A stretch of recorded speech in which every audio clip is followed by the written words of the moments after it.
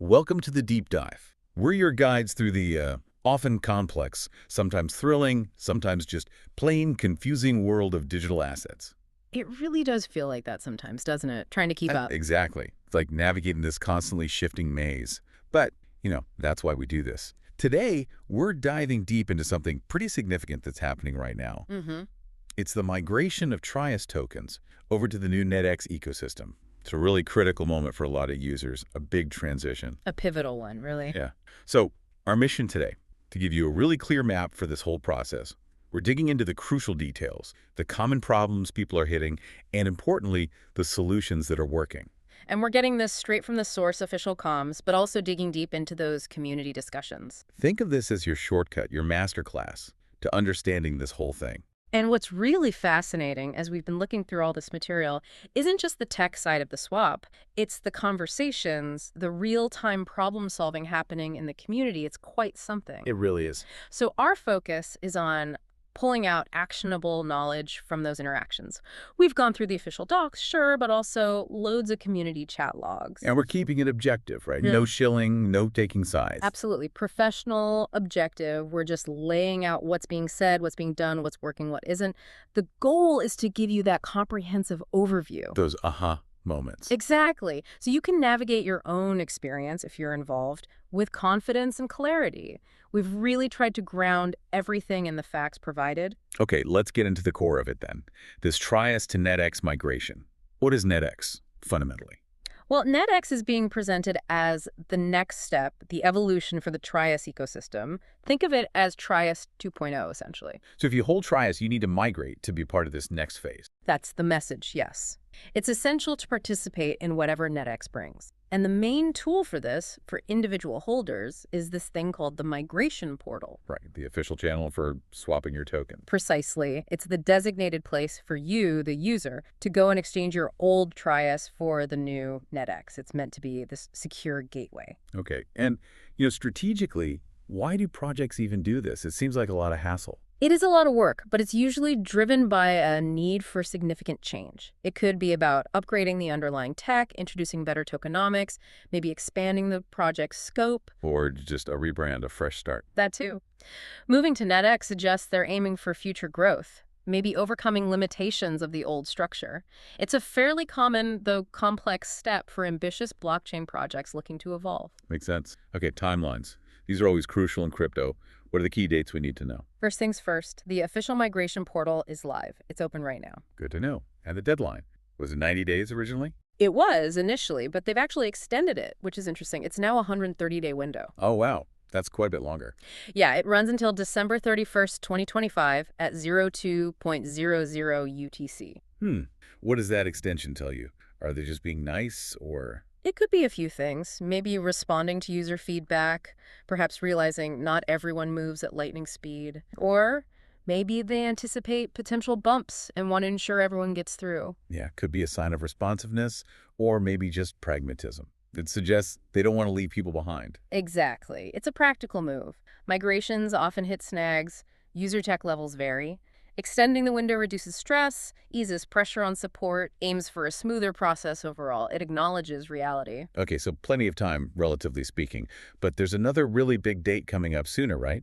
The exchange listing. Yes, this is a major one. NetX tokens are scheduled to be listed on major centralized exchanges, CEXs, on August 29th, 2025. August 29th, mark that one. And it's not just about listing, is it? There's a cutoff, too. Correct. That same day, August 29th, but specifically at 05.00 UTC, is critical. At that exact moment, trading, deposits, and withdrawals of the old TRIAS tokens will stop on these CEXs. Okay, so the old token effectively gets delisted then. Pretty much. And right after that, trading for the new NetX token is expected to begin. So August 29th is a huge pivot point. It's the end of the line for trading old TRIAS on those exchanges. Right. If you haven't migrated by then, at least via the CEXs, your options narrow significantly. Precisely. Now, tied into this whole migration is the choice of blockchain network for NetX. This is super important. Where is NetX actually living right now? Currently, NetX is deployed on the BSC network Binance Smart Chain. BSC. Okay. Why BSC? The reasoning given is very clear. It's for tradability, to get the token onto a widely used liquid network quickly, making it accessible for trading as soon as possible after the CEX listing. So pragmatism again. Get it out there, get it trading. Exactly.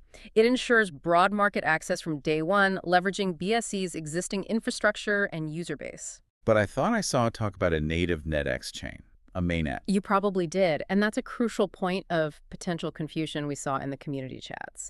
A native mainnet for NetX is part of the future plan, according to the team. But it's not ready yet. Correct.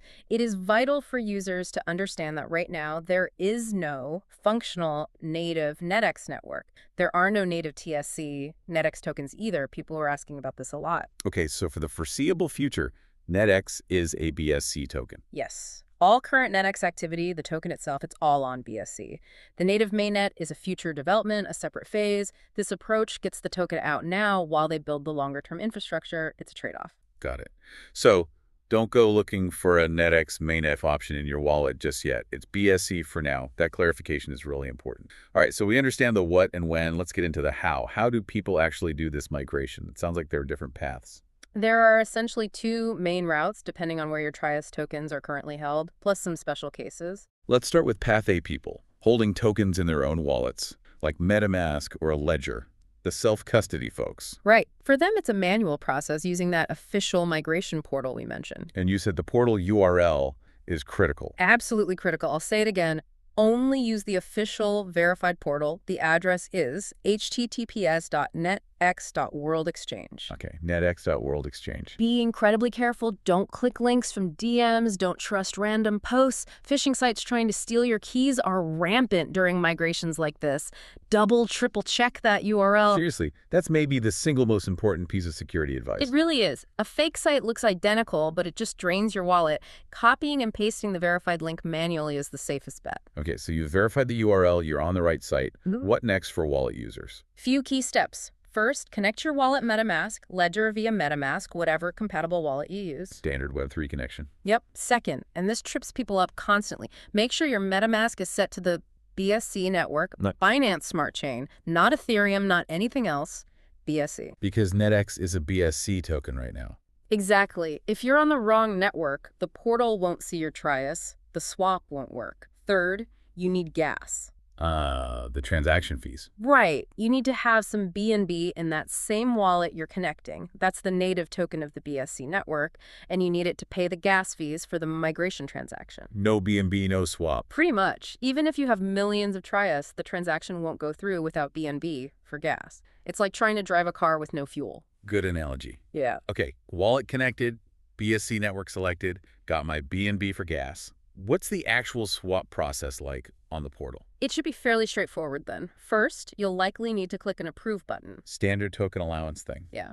You're giving the migration smart contract permission to access your TRIAS tokens. Your wallet will pop up asking for confirmation. Okay, approve that. Then, once that's confirmed on the blockchain, you should be able to click the exchange button that initiates the actual swap from TRIAS to NetX. And then boom, NetX appears in my wallet. Not quite. And this is another common point of confusion we saw everywhere in the chats. Okay. The NetX tokens won't automatically show up in your MetaMask balance display after the swap. Right, you have to add the token contract manually. Exactly. It's not a bug, it's just how MetaMask and custom tokens work. You need to tell MetaMask to look for it. How do you do that?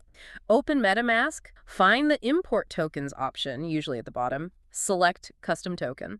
Then you need to paste in the official NetX token contract address for BSC. Do we have that address? We do. It's 0x4C 329647159R 42FA 1I578 22D3DFA1. Okay, paste that in. And the token symbol NetX and the decimals, which should be 18, usually autofill. Yeah. Then you confirm, and then you should see your NetX balance. Crucial step. Otherwise, people might panic thinking the swap failed. Totally. And for Ledger users connecting through MetaMask, the tokens might not show on the Ledger Live app itself, but they will be visible and manageable in the MetaMask interface linked to your Ledger. That's normal. Good to know.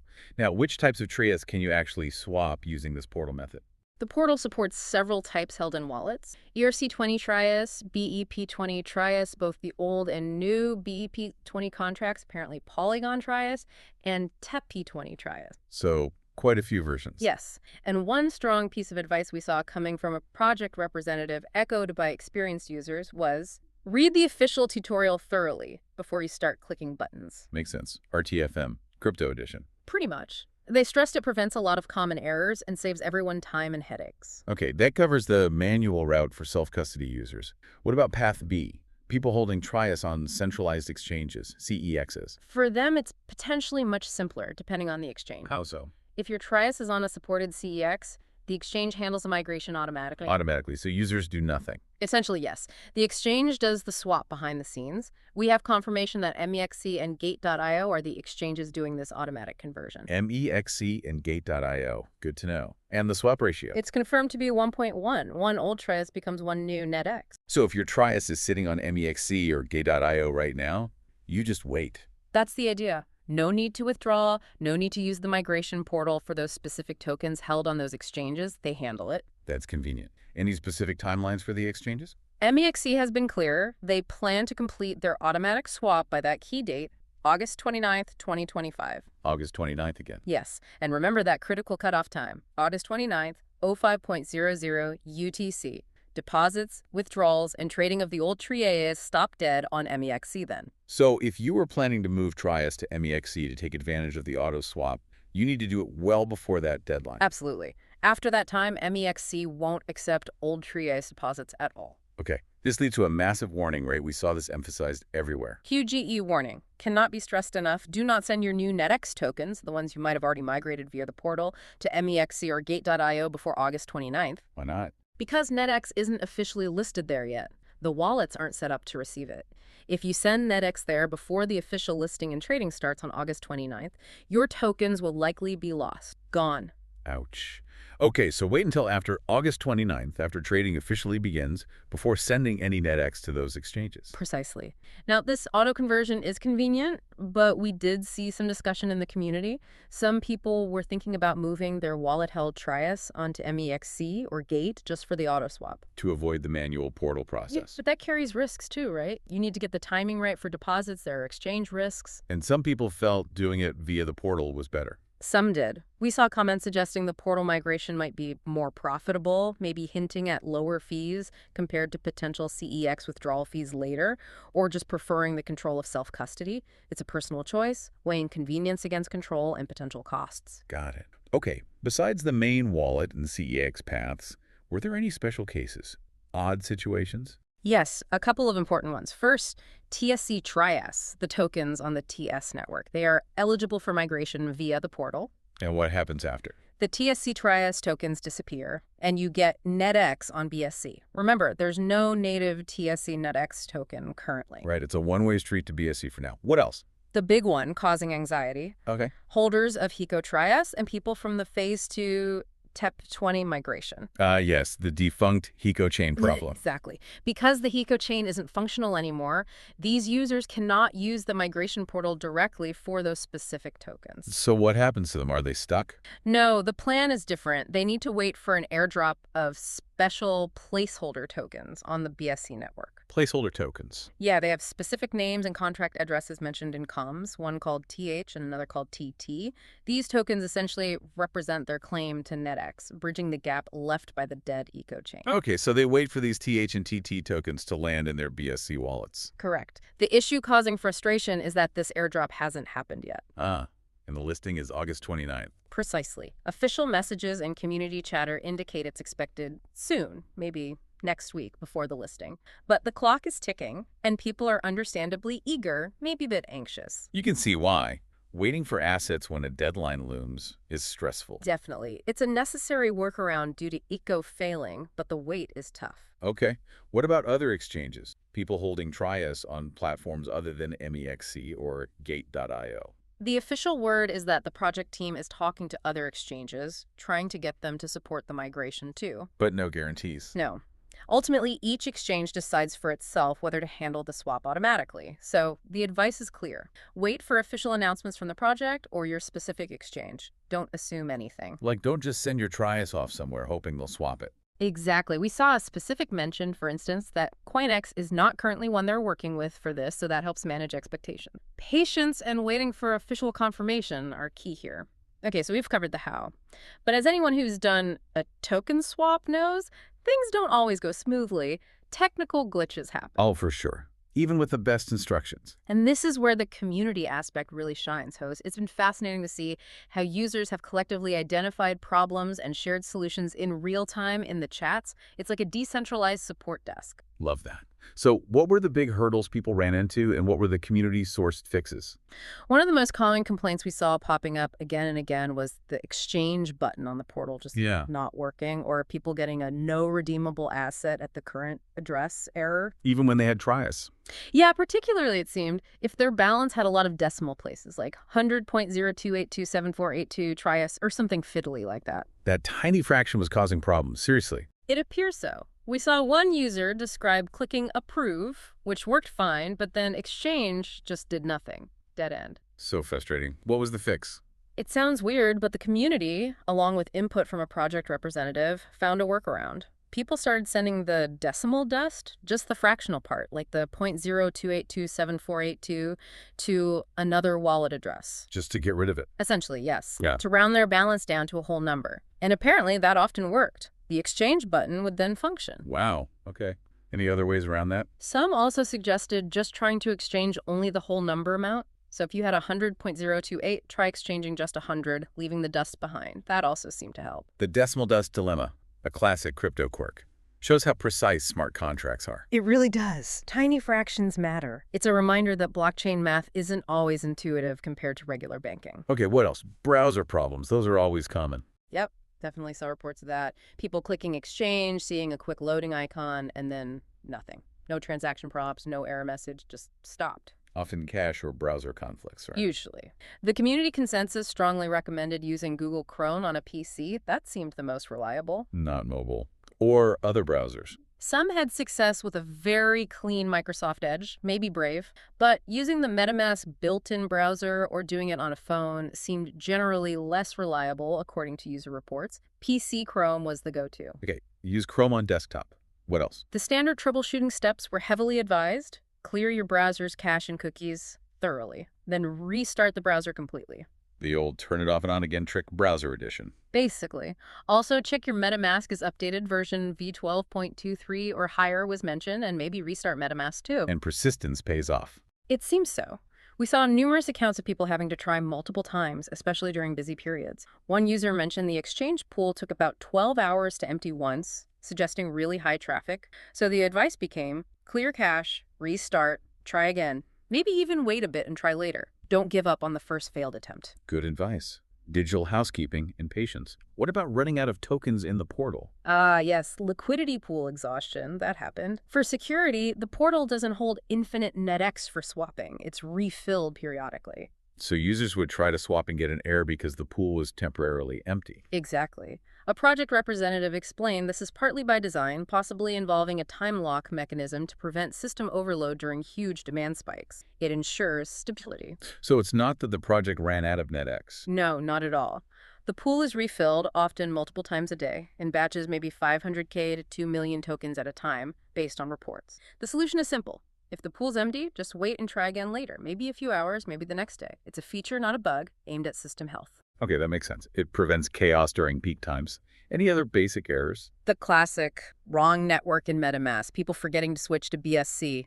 Always double check you're on Binance Smart Chain before you start. Fundamentals. And wallet compatibility. Any specific wallets causing trouble? We did see several community members struggling specifically with Trust Wallet. Reports mentioned it doesn't allow switching between networks easily for this purpose, or it only connected via the ETH network, not detecting BSC or TSC properly. So Trust Wallet users might have a harder time. It appears so. Based on this community reports, MetaMask seems the strongly suggested, more reliable option for this particular migration due to better network handling. Okay, those are some great community source fixes. Any other crucial technical points people need to remember? Yes, definitely. We've said it, but it needs hammering home. You need BNB for gas fees, period. On the BSC network, every transaction costs a little BNB. No BNB, no migration, no matter how much TRIAS you have. Got it.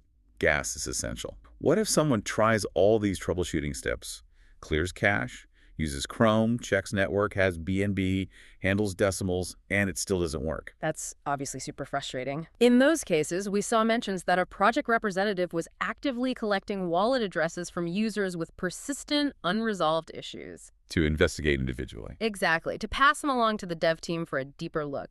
It shows a commitment to helping even with edge cases, which is good to see, provides a path forward for those truly stuck. That's reassuring. Now, back to the Hiko chain folks. What's the key takeaway for them, technically speaking? The main thing to grasp is that the ecochain is dead. It's not functional. So if you try to view your eco assets in MetaMask and can't see them or access the network, that's expected now. It's not your wallet messing up. So don't panic about that specifically. Right. You are waiting for the placeholder token airdrop on BSC. That's your path forward. We even saw helpful users advising people to proactively add the contract addresses for those placeholder tokens, TH and TT, to their BSC wallet now so they're ready to see them when they arrive. Smart. Be prepared. And one final reminder, because it kept coming up. NETX tokens need to be manually added to MetaMask after the swap using the contract address 0x4C DIDF1 and 18 decimals. They won't just appear. Right. Import custom token. And for Ledger users? They might not show on Ledger Live, but connect your Ledger to MetaMask and you will see them there and be able to manage them. MetaMask acts as the window. Okay, we've covered the tech, the problems, the fixes. Let's shift now to the human side of things. Community vibes, how people are feeling, and crucially, security. Because that's always huge in crypto. Absolutely. The community dynamics and security awareness are arguably just as critical as the code itself. So looking at the community chats, how are people generally feeling about the project team and the progress being made? You know, amidst the troubleshooting, there's definitely a noticeable amount of positive feedback, too. We saw quite a bit of gratitude and recognition for the team's efforts. Like what? Messages like, good job, team, finally some results, that kind of thing. A sense of relief and appreciation that things are moving forward tangibly. And they're pointing to specific achievements. Yes. People noted the official token generation event, TGE, on BSC actually happening. The successful CertiK audit of the token contract was a big one that provides a layer of security confidence. CertiK audits carry weight. They do. And also, the confirmed communication with exchanges like MEXC and Gate.io about the listing, seeing those public announcements from the exchanges themselves makes it feel very real. And this progress is having an effect. Apparently so. We saw a comment suggesting this activity has led to a silence of the fudders, the people spreading fear, uncertainty, and doubt. It seems like delivering results is the best way to counter negativity. Actions speak louder than words, especially in crypto. Precisely. And adding to that reassurance, a project representative consistently put out the message, no one will be left behind. That phrase popped up repeatedly. Aimed at calming nerves. Especially for the Hiko folks. Exactly. It's a clear attempt to build trust and signal commitment to getting everyone migrated, regardless of the complexities. A pledge of inclusivity. Okay, so there's positive momentum. But you said sentiment was mixed. What are the frustrations people are still voicing? Oh, definitely. It's not all smooth sailing in terms of user feeling. The biggest recurring complaint seems to be the long wait for those placeholder tokens for the Hiko, ACO, and Phase 2 people. Because the listing date is so close. Exactly. August 29th is looming. People are saying things like, these tokens have been promised all summer, there's real impatience and anxiety there, a feeling of being left in limbo while others have their NETX. You can understand that. It creates kind of two-tier system temporarily. It does. And the ongoing technical glitches, even with workarounds, are still a source of friction. The exchange button issues, the decimal problems, they add stress and time. People just want it to work smoothly. Naturally. Also, the fact that NETX isn't actually tradable yet, that it has no conversion rate until August 29th, causes some anxiety. People are asking why open the portal for everyone if we can't trade it yet. They want that immediate market access. Impatience for price discovery. Yeah.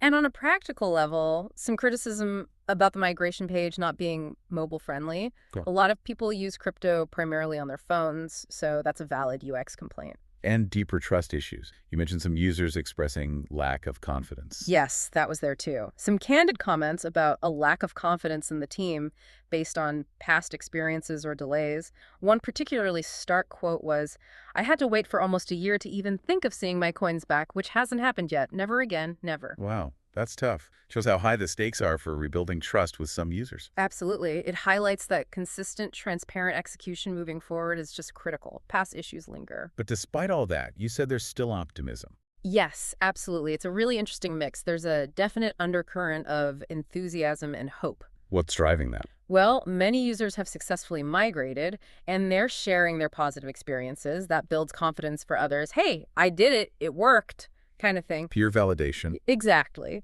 And the upcoming listing on August 29th is a huge focal point. It's seen as this pivotal milestone that could really kickstart the NETX era. That fuels a lot of the hope that the project's on the right path and the wait and struggles will be worth it.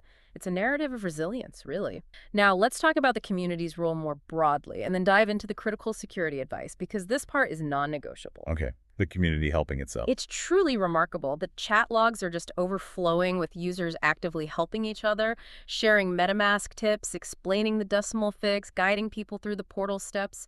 It's a self-organizing support network in action. That's the Web3 ethos right there. It really is. People clarifying the BSC network situation versus the future mainnet, managing expectations, correcting misinformation. It's invaluable. Okay, now security. This sounds like it was a major theme. Paramount. Given the money involved and how predatory scammers are during migrations, the warnings were constant and severe, both from official channels and experienced users. Everyone needs to internalize these. Lay them out for us. What are the absolute must-dos? Okay, first, lock down your Telegram privacy settings. Hide your phone number. Stop random people from adding you to groups or calling you. Basic hygiene. Cuts down on direct scam attempts. Exactly. Second, verify usernames meticulously. Scammers impersonate admins. They often put a fake username in their bio. It looks similar, but might be a slightly paler color, and crucially, it's not clickable like a real username link. Pay attention to that detail. Subtle but critical. Third, stick to official channels only. Beware of fake groups designed to look real, often using bots to mimic activity. Fourth, and this is a big one. Never, ever respond to direct messages, DMs, offering help. Admins will not DM you first to offer support or ask for information. We saw a project rep explicitly warn, don't trust anyone send you message providing support. You will get scammed 10,000 times. All questions, please send here in the official chat to address. That's unambiguous. Scammers live in the DMs. Golden rule.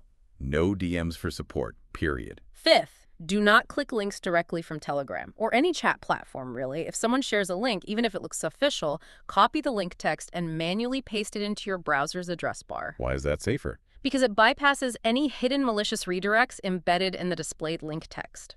Pasting it shows you the true URL you're going to. This one simple habit foils so many phishing attacks. Okay, copy-paste links, don't click directly. Makes sense. Sixth, basic internet and device security. Keep your computer and phone clean from malware. Don't visit shady sites, don't download weird files. Your crypto is only as secure as the device you access it from. Understand token approvals. Never approve smart contracts on websites you don't 100% trust. Learn the basics of how wallets and Web3 work. Your own knowledge is your best defense. Don't just click approve blindly. And the final, ultimate security rule. Guard your seed phrase and passwords, like your life depends on it, because your crypto life does. Keep it offline, keep it secret, keep it safe. Never, ever, ever type your seed phrase or password into any website, period. Not even the official migration portal. No. The official portal connects to your wallet. It should never ask for your seed phrase. Any site asking for your seed phrase is a scam 100% of the time, designed to drain your wallet completely. Legitimate apps or restoring a wallet are the only places you should ever use it. This is the absolute red line. Be paranoid. Wow, okay. The security warnings are intense, but absolutely necessary. So wrapping this all up, what does this whole deep dive into the TRIAS to NETX migration really mean for you, our listener? Well, it's been quite a journey through a real-time crypto transition, hasn't it? It really has. It shows a project trying to evolve, hitting those inevitable technical bumps, but also, crucially, relying heavily on its community to troubleshoot and push through. Yeah, the key takeaways seem pretty clear. You've got to stay informed, follow those official instructions to the letter, understand the deadlines. Use those community-sourced fixes if you hit snags. And maintain that constant, almost obsessive vigilance against security threats. It's not optional. It's essential for survival in this space. Absolutely. And if you zoom out, look at the bigger picture. This whole episode is like a miniature version of the entire decentralized ecosystem at work. How so? It just highlights so clearly that success isn't just about the core developers coding away. It's equally about the community engaging, solving problems together, and maintaining security awareness collectively. That reliance on self-help and mutual support. It's pure Web3 ethos, right? That collective intelligence often moves faster and more effectively than any centralized help desk could. It's both a strength and perhaps a challenge. Okay, here's where it gets really interesting then. Maybe a final thought to leave people with. As these kinds of transitions, token swaps, ecosystem migrations become more common, more complex, Which they likely will. is this high level of individual responsibility, this need for technical savvy, constant vigilance, and community self-reliance, Right. is that just the nature of DeFi? Is that the intended state? Or does it signal that we still desperately need more intuitive, more user-friendly, maybe even more foolproof processes if crypto is ever going to achieve truly mainstream adoption? Right. Can we expect the next billion users to navigate decimal dust issues and manually paste contract addresses and fend off sophisticated phishing attacks daily? It's a huge question. What does this constant demand on the user mean for the future of adoption in this decentralized world? Is this the price of self-sovereignty, or is it a barrier we need to overcome? Something to definitely ponder as you continue exploring this space. Food for thought. Well, thank you for joining us on this deep dive. We hope it provided some clarity on the NETX migration. Stay curious, stay safe out there, and keep exploring. Until next time.